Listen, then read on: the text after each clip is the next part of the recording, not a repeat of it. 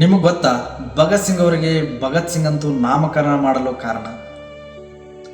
Bhagat Singh 1907 September 28ರಂದು ಜನಿಸ್ತಾರೆ.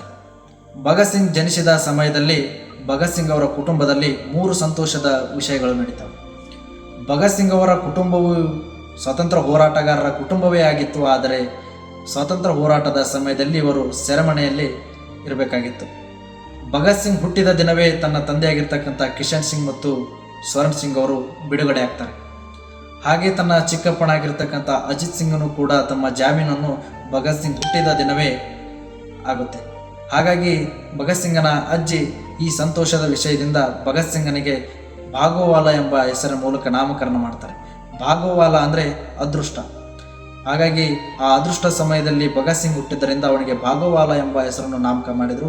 ಮುಂದೆ ಇದು ಭಗತ್ ಸಿಂಗ್ ಆಗಿ ಎಲ್ಲರೂ ಕೂಡ ಈ 23 ವರ್ಷದ ಹರೆಯದ ಹುಡುಗ ಈ ದೇಶಕ್ಕಾಗಿ ಪ್ರಾಣವನ್ನೇ ಅರ್ಪಿಸಿದ. ನೇಣುಗಂಬಕ್ಕೆ ಮುತ್ತಿಟ್ಟು ಮೀಸೆ ಆಕಾಶ ನೋಡ್ತಾ ಇತ್ತು, ಕಣ್ಣಲ್ಲಿ ಕಾಂತಿ ಇತ್ತು, ಆದರೂ ಕೂಡ ಈ ದೇಶಕ್ಕೋಸ್ಕರ ತಮ್ಮ ಪ್ರಾಣವನ್ನೇ ಅರ್ಪಿಸಿದ ಈ ಮಹಾನ್ ವೀರನಿಗೆ ನಮ್ಮದೊಂದು ನಮನ.